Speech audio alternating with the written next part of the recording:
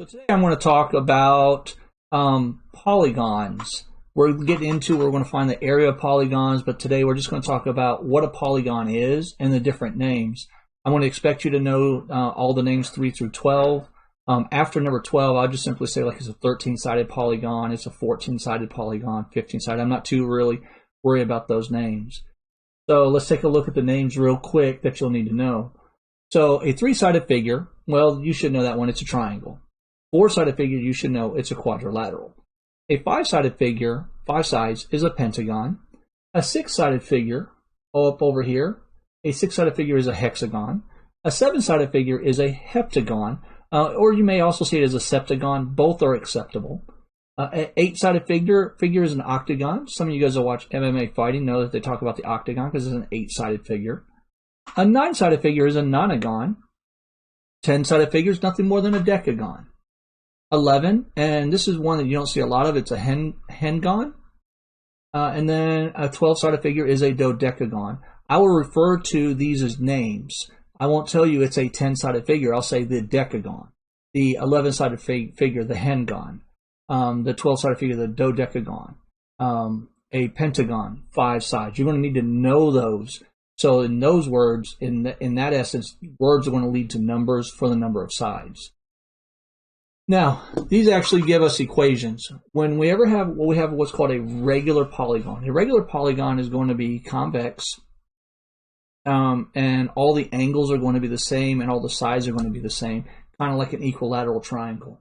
So something like this. It's an equilateral triangle. All sides are the same. All angles are the same. Equilateral, equiangular. So we have a formula. We can actually calculate the sum of the interior angles. So if I would take all these angles right here and add them up. Now we already know with the triangle it's 180, but what about a decagon with 10 sides and 10 angles that are exactly the same? So to find my angles, so the sum of my interior angles is a simple formula. It is going to be n minus 2 times 180 degrees. N being the number of sides. This is the number of sides. All right. So in this case, I have 3 sides. It's a triangle. If I wanted to see how many, what's the total sum of my angles here, I would just simply plug in 3 for n. So I get 3 minus 2 times 180.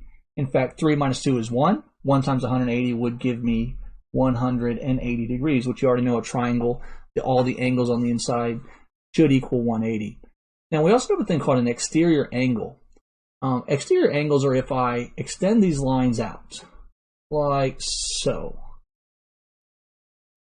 Oh, that one's going the wrong direction. I have to go the correct direction every time. All right, so here is an exterior angle.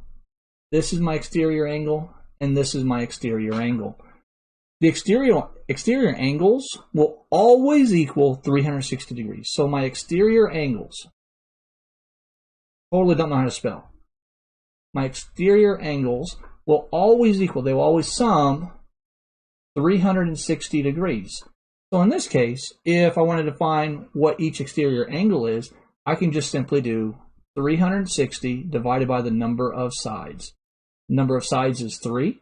So I do 360 divided by 3, which then would be 120 degrees. So each of these exterior angles is 120 degrees, while the interior angles are 60 degrees, which actually makes sense because these are actually linear pairs, and linear pairs are supplementary. That means they have to equal 180.